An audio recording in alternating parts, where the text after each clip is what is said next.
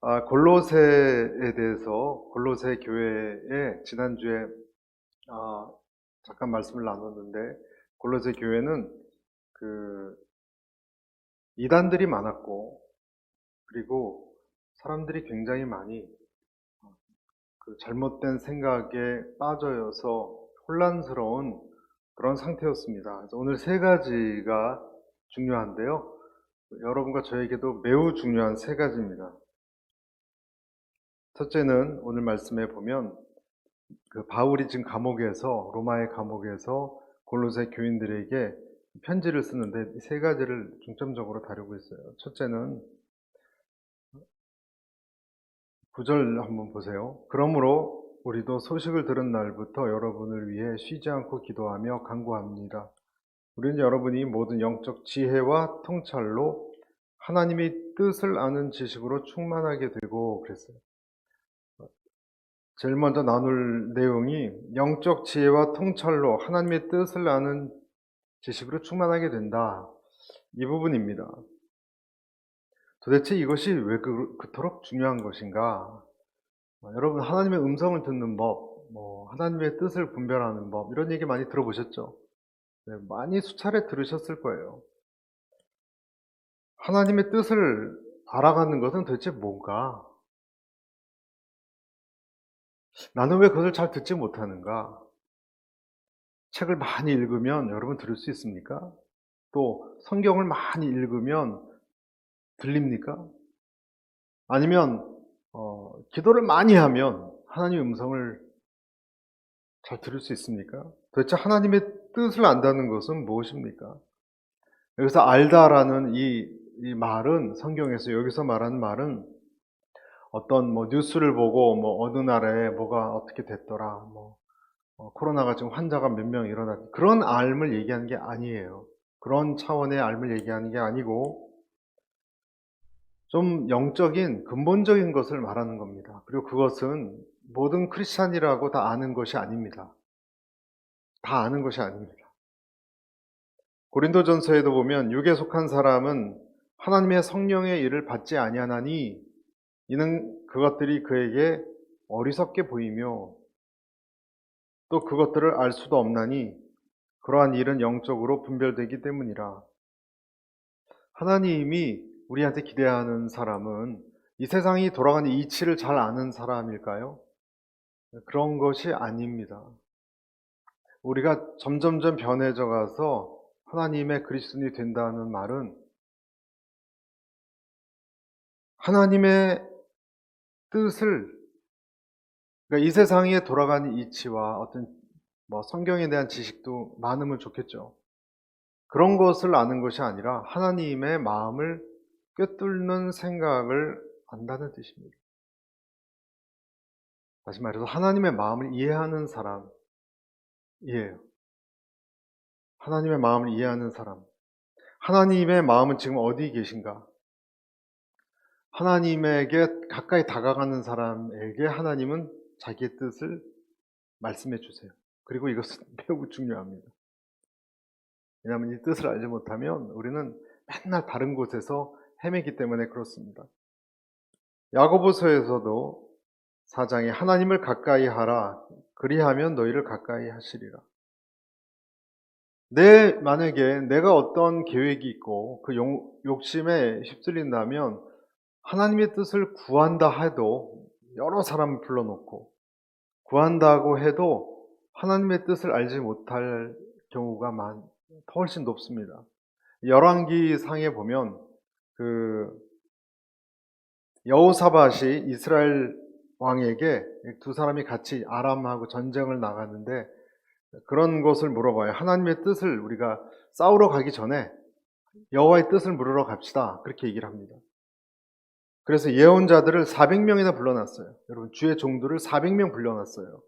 한결같이 그 400명을 불러놨더니 그 예언자들이 뭐라 그랬냐면 이 두 왕에게 싸우러 가십시오. 주님이 대적들을 당신 두 왕에게, 북이스라엘과 남쪽 유다 붙였습니다. 이기도록 다 준비됐습니다. 그렇게 얘기했습니다. 또 그 중에서 시드기야라는 그 유명한 이 당시 예언자는 쇠뿔을 가지고 점치는 건데요. 하나님의 뜻을 아는 어떤 도구인데요. 아합 왕에게 분명하게 말했어요. 여러분, 아합 왕이 어떤 왕인지 아시죠? 아합 왕은 하나님의 뜻에 별로 관심 없습니다. 분명하게 얘기했어요. 이 스디게아라는 유명한 당시 선지자가 너는, 하나님이 이렇게 말씀하셨습니다. 너는 이 뿔들을 가지고 아람 사람과 싸워라. 너는 그들을 멸망시킬 것이다. 그 사람도 그렇게 얘기했어요. 그래서 모든 수백 명이나 되는 예언자들이 길라 라못을 치십시오. 그러면 반드시 이길 것입니다. 여호와께서 아람 사람을 왕에게 넘겨주실 것입니다. 열왕기상 22장에 나오는 내용이에요. 여러분, 이렇게 되면 우리가 헷갈릴 수밖에 없잖아요. 그래서 결국 반대하는 하나님의 선지자도 있었지만 이 두 왕은 의기투합해서 전쟁을 일으켰고, 그리고 우리가 아는 대로 끔찍한 결과를 맞이했습니다. 다 틀렸습니다. 그 예언자들이. 이사야나 예레미야나 에스겔서를 통해서도 하나님이 많은 선지자들을 보냈지만 이스라엘은, 유대인들은 그것을 잘 알아듣지 못했습니다. 그렇게 진짜 선지자들이 나와서 앞으로 되어질 일들, 그리고 지금 일어난 모든 문제의 원인들을 얘기하고 있는데 못 알아들었어요. 예수님을 따라다녔던 제자들도 주님이 무엇을 말씀하실 때 그 뜻을 잘 알아듣지 못했어요. 그럼 우리는 어떻게 해야 됩니까, 여러분? 이야기를 하면 그냥 문자 그대로 받으면 그것이 알아듣는 거라고 우리는 생각하잖아요. 그것이 아니라면 우리는 왜 하나님의 음성을 잘 알아듣지 못하는 걸까? 그리고 이쪽 부류의 사람들이 말하는 것도 하나님의 뜻이고 이쪽도 하나님의 뜻이라면 어느 쪽을 택해야 됩니까? 어떻게 분별해야 됩니까? 내가 지적으로 부족해서 말귀를 못 알아들어서입니까? 그것이 아니고 어리석고 똑똑하고의 문제가 아닙니다. 내 마음이 하나님을 거부할 때 그런 일이 일어난다는 거예요. 그래서 저는 하나님의 뜻에 대해서 한 두 가지를 말씀드리고 싶어요. 첫째는 하나님의 뜻은 통찰이다 하는 거예요. 통찰. 네, 설교에 대해서 좀 이야기해 볼게요. 설교는 뭔가? 설교는 설교자가 어둠 속에서 하나님의 음성을, 하나님의 뜻을 잘 보화처럼 캐어내어서 빛 가운데 여러분들에게 그것을 이렇게 소개하는 작업이에요. 설교자가 하는 일이 그런 거라고 보면 돼요. 선포하는 거예요. 그래서 어떤 때는 내 마음속에 희미하게 보이거나 손가락에 잡힐 듯 말 듯 하는 그런 내용을 정말 명확하게 표현해 주셨습니다 라고 내가 그것을 느낄 때 우리 은혜 받았다 라고 얘기하는 거예요. 우리도 사실은 모르는 것이 아니고 어렴풋이 희뿌옇게 있는 어떤 그것이 맞는 어떤 것인데 말씀을 근거로 풀어주니까 명확하게 전달되어서 내게 오고 기쁨을 주는 겁니다. 그러니까 설교자를 통해서 그런 일이 일어나요. 그래서 설교자가 하는 일은 뭐냐면 우리가 내가 처해 있는 상황과 또 이 세상에 대해서 어떤 근본적인 영적 통찰을 주는 것이다 라고 볼 수가 있습니다. 통찰은 어떤 지적인 지식으로 아는 것 이상이에요. 이것은 머리에서 심장까지 가는 것이고 머리끝에서 발끝까지 온 내 몸이 딱 그것을 만나면 이거구나 라고 반응하는 거예요. 그래서 그런 설교자를 통해서 통찰을 들을 때 내가 거기서 내가 잘못되었구나, 내가 그것을 그렇게 생각하지 못했구나, 내가 하나님께 회개해야 되겠구나, 어떤 아무 잘 보이지 않았던, 물론 보이긴 보였지만 명확하지 않았던 세계에 이렇게 광선 같은 빛이 들어오는 것을 느끼는 거예요. 그래서 그런 반응이 나오는 거예요. 하나님이 나한테 요즘 이제는 이런 것을 요구하시는구나, 이것은 나한테 주신 말씀이겠구나, 이런 반응을 하는 것입니다. 설교를 통해서 사람이 원래는 한쪽 귀로 듣고 한쪽 귀로 흘려버리게 되는데 그렇게 하는 장애물을 거두게 하는 것, 그것이 설교고요. 또 어떤 때는 저 내용은 나하고 아무 상관이 없어 라고 그냥 거부해버리는, 맞는 말인데 나한테 상관이 없다라고 거부해 버린다면 그 거부하게 되는 장애물을 치우는 것이 설교자가 하는 일입니다. 여러분, 우리가 설교를 들을 때 우리 사실은 똑같은 내용을 한다라고 생각해서 사람들이 지루해요. 그래서 예화를 들거나 할 때는 눈이 반짝하죠. 왜냐하면 그건 처음 들었던 거니까. 그런데 그 외에 본론으로 들어가면 사람들이 꼬박꼬박 졸거나 때로는 그것을 잘 거부해서 받아들이지 않는데, 사실 그런 것이 아니에요. 왜냐하면 우리가 이미 많이 들었던 복음도 그것을 제대로 듣는다면 나도 알지 못했던, 내가 깨닫지 못했던 어떤 비밀을 들춰내기 때문에 그렇습니다. 무슨 말씀인지 제가 말씀드릴게요. 설교를 잘 듣다 보면 내가 지금까지 많이 들었는데, 내가 사실 들었던 게 아니구나 하고 무릎을 칠 때가 옵니다. 내용상으로는 알아요. 그러나 내가 진정으로 귀 기울이지 않았구나, 깨닫지 못했구나 하는 것을 고백하게 됩니다. 왜냐하면 내가 그것을 거부했기 때문에. 누가 애통하고 굶주리고 박해받는 그런 사람이 복이 있다, 그런 말씀을 우리가 들었을 때 내 평소의 관심이 애통하긴커녕 기뻐하고 즐거워하고 안정감을 누리고 잘 사는 것이 목표인 사람에게는, 여러분, 그런 말씀이 곧이 들렸겠습니까? 그 말씀을 모르는 것이 아니지만 내가 그런 마음으로 충만해져 있다면 굶주리고 목마르고 그런 사람이 행복하다는 말이 들어오지 않는 거예요. 쉽게 짜증내고 화나게 하고, 누가 날 건드리면 그 사람에게 말로 상처도 주고, 불만이 가득 찬 사람에게 만약에 원수를 위해서 기도하고 핍박을 하는 자를 위해서 기도하라라는 설교의 말씀이 들린다면, 여러분, 그런 말씀을 그런 사람이 곧이 들리겠습니까? 튕겨져 나가는 거죠. 내 몸만 생각하는 사람이 원수를 사랑하고 중보하란 말이 들렸죠? 과거에는 물론. 하지만 들리지 않았습니다.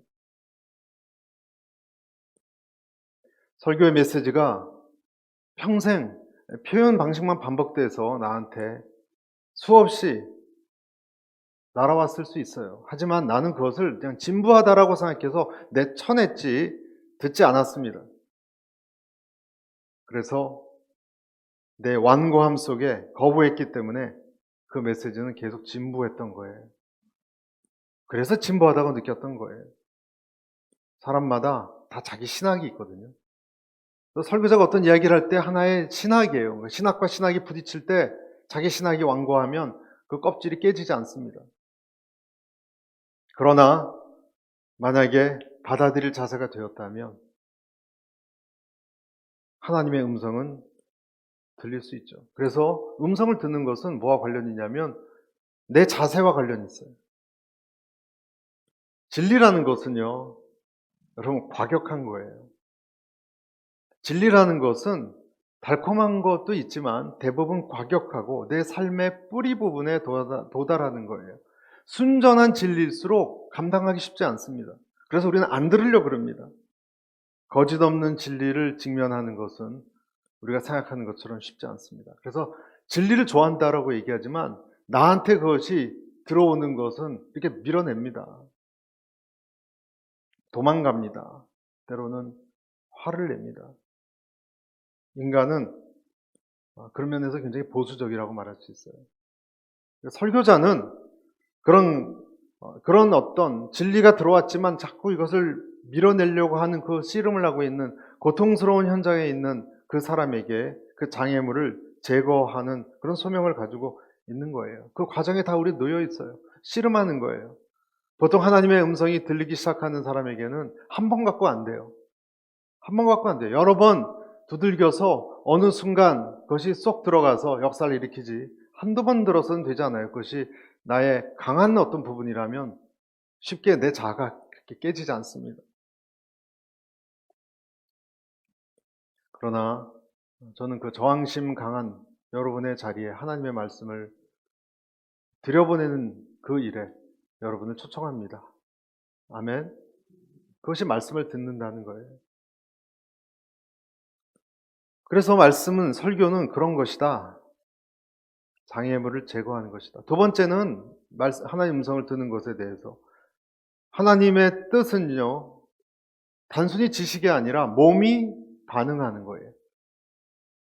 하나님의 음성을 내가 왜 못 듣는가? 이런 질문에서 우리가 장애물이 있다, 저항감이 있다라는 걸 말씀드렸고, 두 번째로는 하나님의 뜻은 그러면 어떻게 들리는가?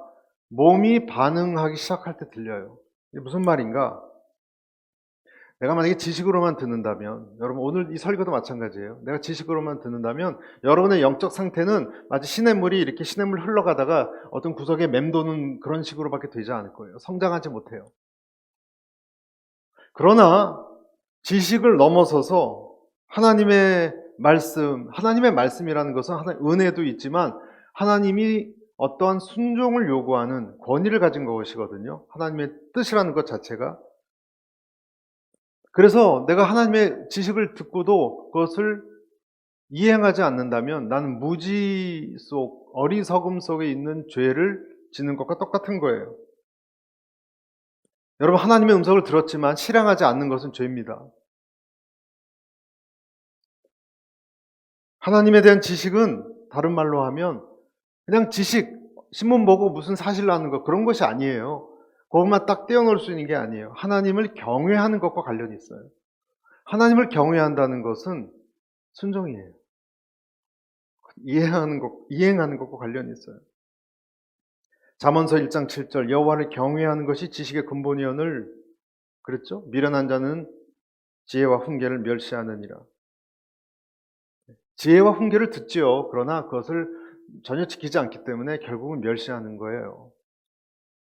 그런 비유가 있죠. 아버지가 눈을 치워라 그러면 알았습니다 하고 안 치우면 그 사람이 들은 겁니까? 안 들은 겁니까? 들은 거예요? 안 들은 거예요? 안 들은 거죠. 방 치워라 지저분하다. 예, 알겠습니다. 다 들었어요. I understand. 그리고 방을 안 치워요. 그러면 그는 아버지의 훈계를 멸시하는 거예요. 들었지만 사실은 들은 것이 아니에요. 그래서 열심히 하나님의 뜻을 발견하려고 해도 알 수가 없을 때 그때 여러분 자기 중심을 체크하라는 거예요. 내 중심이 지금 어디 있는가? 그리고 내가 왜 주님의 음성을 들으려고 하는가? 동기를 체크해 보셔야 됩니다. 내가 어디에 서 있는가? 하나님과 관계, 하나님과 이 신앙의 성장 단계 어디에 서 있는가?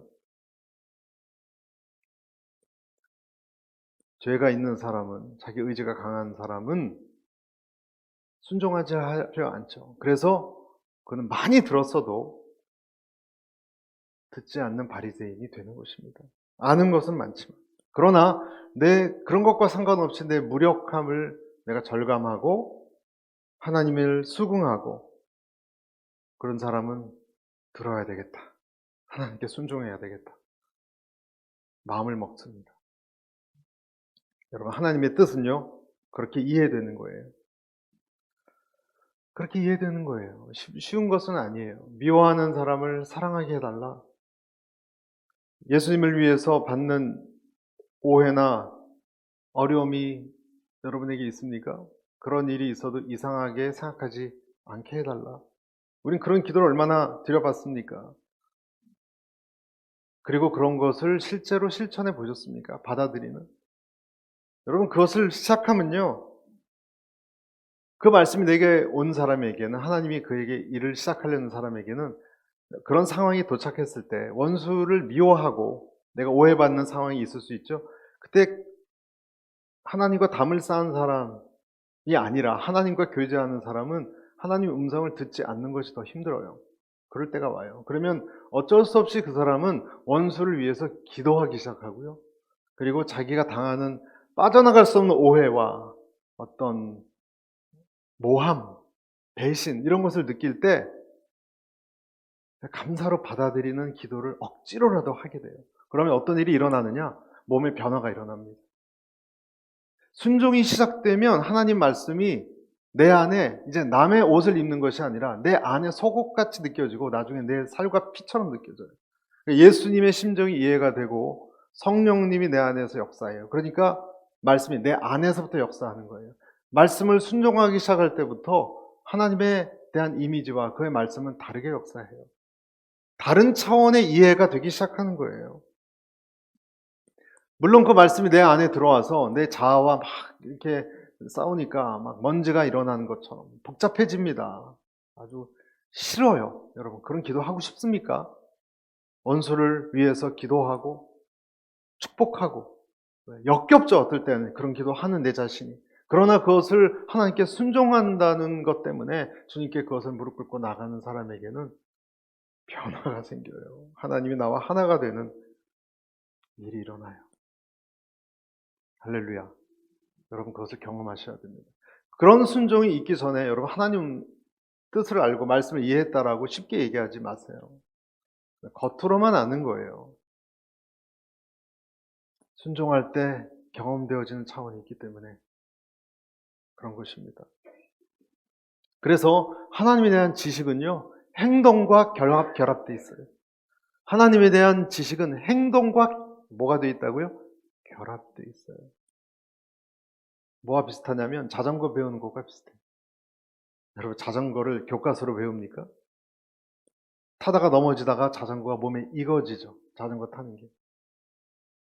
하나님 말씀은 그런 식으로 경험되는 거예요. 하나님이 하시는 것과 하나님 자체를 경외하는 사람이 그것을 순종하고 뜻을 이해하게 됩니다. 로마서 1장에 보면 하나님을 알되 하나님을 영화롭게도 아니하며 감사하지도 아니하고 오히려 그 생각이 허망하여지며 미련한 마음이 어두워졌나니. 뭐라 그랬죠? 하나님을 알지만 하나님을 알아요. 어떤 사람들이 영화롭게도 않고 감사하지도 않고 허망해진 사람이 많다는 거예요. 여러분, 이 시대가 하나님을 안다는 사람 많습니다. 그러나 더 어두워질 수 있습니다. 그래서 여러분, 로마서 12장에 보면 거룩한 산 제사로 나를 드리고 난 사람에게 이 세대가 분별됩니다. 그렇게 순서가 되어 있죠. 너희는 너희 몸을 하나님이 기뻐하는 거룩한 산 제사로 드리라 그랬죠. 그리고 나서 너는 이 세대를 본받지 말고 라고 삶이 나와요.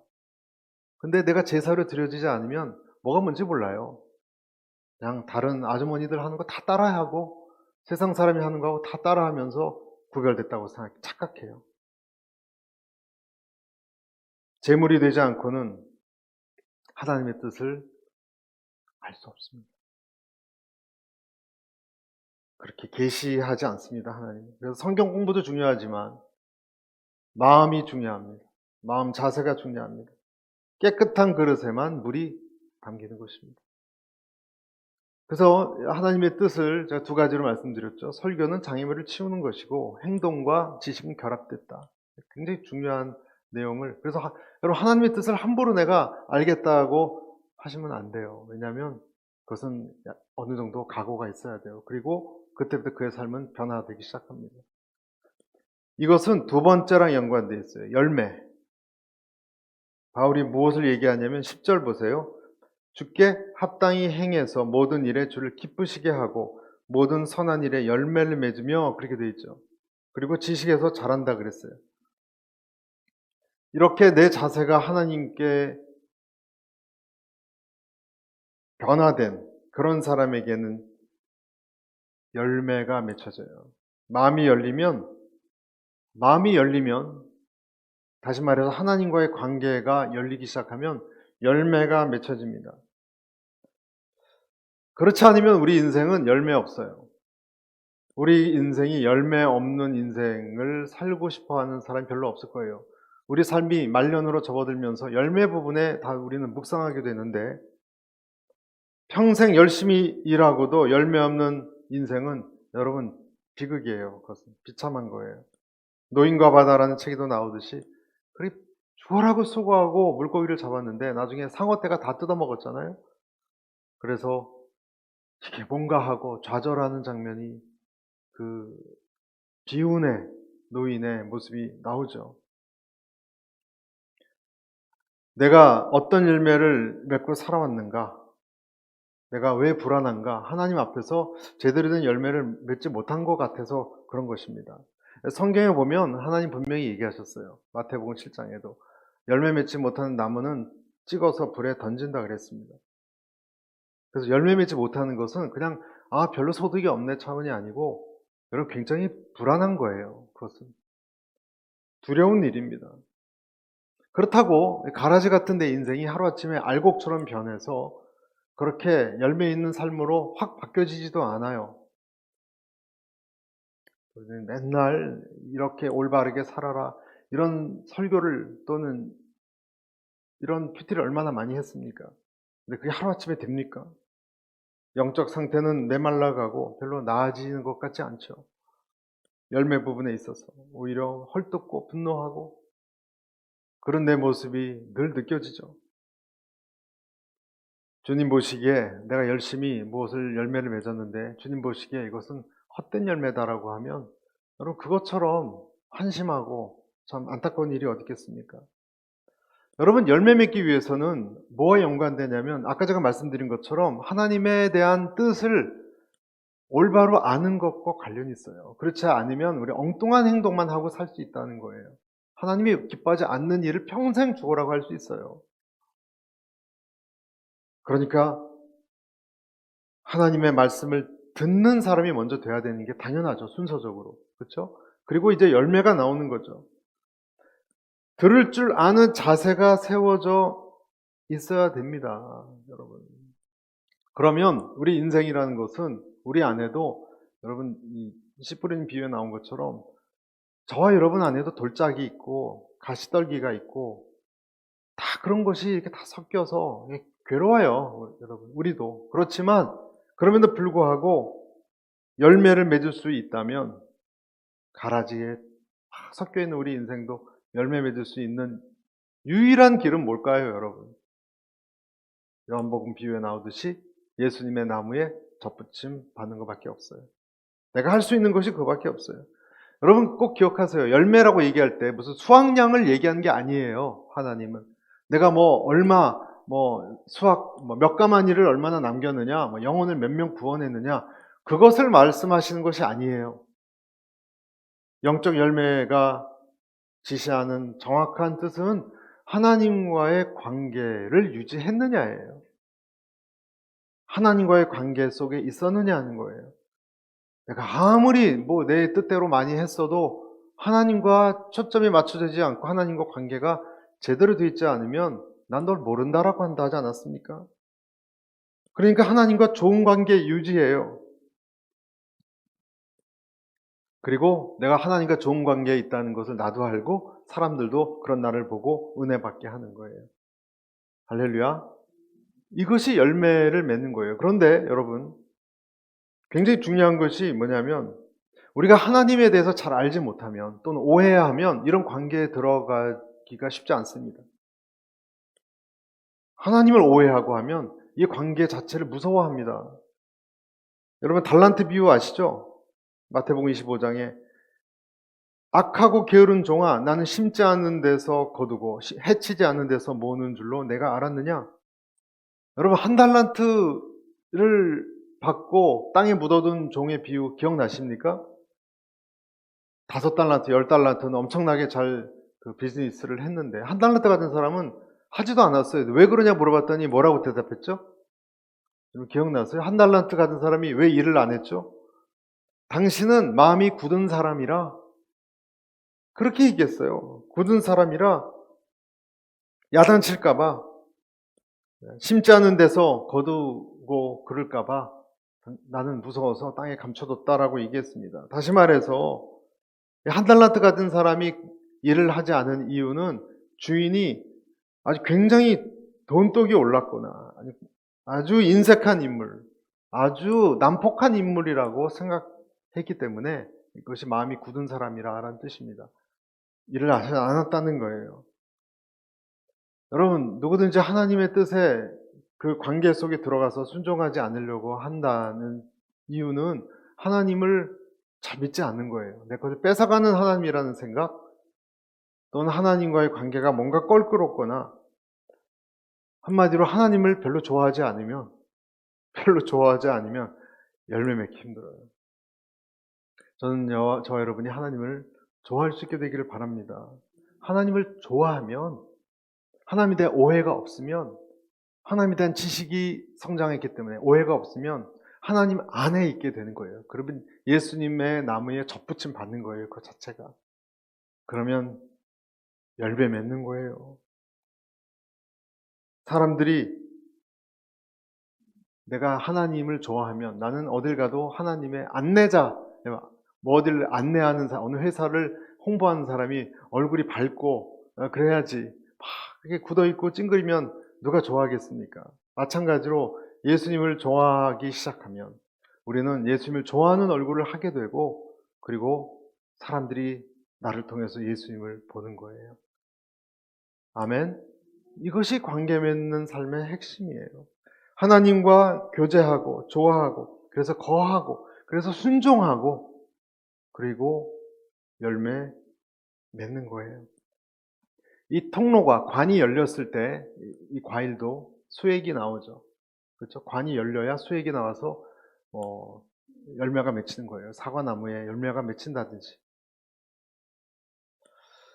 하나님과의 관계를 계속 아름답게 이어나갈 수 있기를 바랍니다. 그래서 선한 열매를 맺는다는 것은 하나님과의 교제 속에서 그러한 관계를 지탱하고 산다는 거예요. 물론 여러분 하나님 관계 안에 있는 것이 언제나 좋은 일만 있는 것은 아니에요. 모호하고 굉장히 환란도 있어요. 그리고 미래를 알 수 없어요. 미래를 알 수 없어요.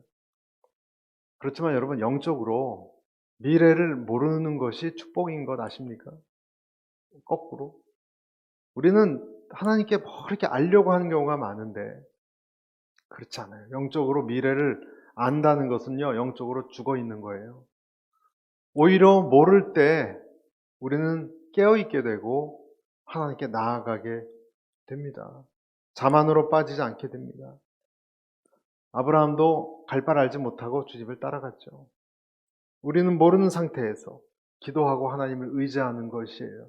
엘리야도 무릎을 그냥 양 다리 속에 파묻고 3년 반을 기도했습니다. 언제 비가 올지 몰랐어요. 그러나 그 모호하고 하루하루 일상이 여러분 영적 삶이라는 것은 지루해요. 기적은 한순간에 일어날 수 있어요. 표적은 갑자기 나타날 수 있어요. 그러나 대부분의 우리의 삶은 영적으로 그냥 사소한 일, 답답한 일, 미래를 알 수 없고 까다로운 사람이 나를 힘들게 하고 또 내가 해결할 수 없는 어떤 막다른 골목 같은 사건들 속에 나는 무기력을 느끼면서 하나님을 향해서 매달려 있는 것 같은 그런 삶을 견뎌내는 거예요. 아멘. 하나님과의 관계 안에 있다는 것이 그렇다는 거예요. 그러면서 우리는 강해집니다. 영적인 삶을 맺어갑니다. 이 과일 나무나 또는 채소 나무를 봐도 여름 내내 지루하게 매달려 있어요. 조금씩 조금씩 매달려 있기만 해도 열매가 맺어가는 것과 똑같아요. 그래서 저는 여러분들에게 도전하고 싶은 거예요. 평범하고 답답하고 기도응답도 없는 것 같은 지금 여러분이 살아가고 있는 하루하루 시간을 여러분 축복으로 어떻게 받아들이고 살아가고 계십니까? 아멘. 여러분 기적과 이사를 좋아하지 마세요. 영적 성장은요 아주 일상적이고 사소한 아무것도 일어나지 않는 이 삶 속에서 견디면서 일어나는 것입니다. 까다롭고 무례한 사람들을 여러분 견딜 수 있게 되기를 축복합니다. 하나님의 마음으로 보기 시작하면 어떤 것도 나한테 유익하지 않은 것을 주실 리 없다라는 생각을 하게 됩니다. 여러분 이렇게 생각하시면 좋아요. 내가 환란이 많잖아요. 아, 내가 남들보다 좀 교만하구나. 그렇게 생각하시는 것이 거의 정답이에요. 어떤 사람은 환란도 없는데 예수님 잘 믿는데 나는 왜 환란이 많을까? 거꾸로 생각하셔야 돼요. 그래서 11절 보십시오. 하나님이 영광의 권능을 따라 모든 능력으로 힘있게 돼 기쁨으로 같이 읽겠습니다. 기쁨으로 모든 것을 참고 견딜 수 있게 되기를 기도합니다. 여러분 이 성경에 자세히 보면 그런 식으로 안 읽으셨을 거예요. 뭐라고 되어 있습니까? 주님을 바라볼 수밖에 없을 때 당신은 힘이 생깁니다 라는 뜻이에요. 참을 수밖에 없고 견딜 수밖에 없을 때 그때 우리는 믿음으로 나가는 선택을 한다는 거예요. 여러분 잘 보세요. 아브라함이 믿음이 있어서 하나님이 가라는 길로 갔어요? 잘 생각해 보면 그렇지 않아요. 아들 때문에 갔어요. 무슨 믿음 때문에 간 거 아니에요. 자기 삶에 돌파구가 필요했어요. 그러다 보니까 믿음 길로 간 거예요. 이스라엘도 마찬가지예요. 애굽에 눌려서 노예로 사는 것이 너무너무 지긋하고 괴로웠기 때문에 출애굽한 거지. 여러분 가만히 있는데 출애굽하진 않습니다. 믿음 자체로 간 것이 아니에요. 우리는 그렇게 믿음 충만하지 않아요. 내가 견디다 못해서 살기 위해서 나가다 보니까 믿음이에요. 그리고 그때부터 우리의 믿음을 하나님은 키워가신 거예요. 아멘. 그게 우리의 믿음이에요. 그렇게 견뎌가면서 한번 붙들리면 그 믿음의 길을 가지 않을 수밖에 없어요. 그러면서 우리는 믿음의 사람으로 변해져 갔던 거예요. 다 인도하심의 결과예요. 그래서 12절, 그래서 빛 가운데 있는 성도의 유업의 몫을 받기에 합당한 자격을 여러분에게 주신 하나님께 감사하게 되기를 바랍니다. 13절 같이 마지막으로 읽겠습니다. 아버지께서는 우리를 어둠의 권세에서 구해내셔서 그분이 사랑하는 아들의 나라로 옮기셨습니다. 하나님의 아들 안에서 우리는 구속 곧 죄 사함을 받았습니다. 마지막 세 번째는, 첫째는 뜻, 두 번째는 열매에 맺는 삶을 살아야 됩니다. 그리고 마지막 세 번째는 감사예요. 감사. 바울의 세 번째 기도 제목은 감사예요. 감사는 언제 오는가? 이 세상을 경험한 사람이 자기 무기력함을 철저하게 깨닫고 그리고 하나님을 경외하기 시작할 때 그때 감사가 옵니다. 아멘. 이 선화 예고에서 스카우트를 한 10년 장학생이고 서울 음대에서 4년 동안 실기가 올 A를 맞은 조수미 씨는 A만이었어요. 마이너스였대요. 본인은 올 A를 맞았다고 합니다. 늘 자신감에 똘똘 뭉쳐서 본인 말로 내가 하나님을 끌고 다녔지 내가 한 번도 하나님을 따른 적은 없다라고 얘기했던 사람이 있었어요. 그러다가 2016년도에 5월에 간암 말기 판정을 받고 자기 간을 다 잘라버리고 기적적으로 딸의 간을 이식받았습니다. 그리고 거의 죽다가 딸이 준 간을 이식받고 살아났습니다.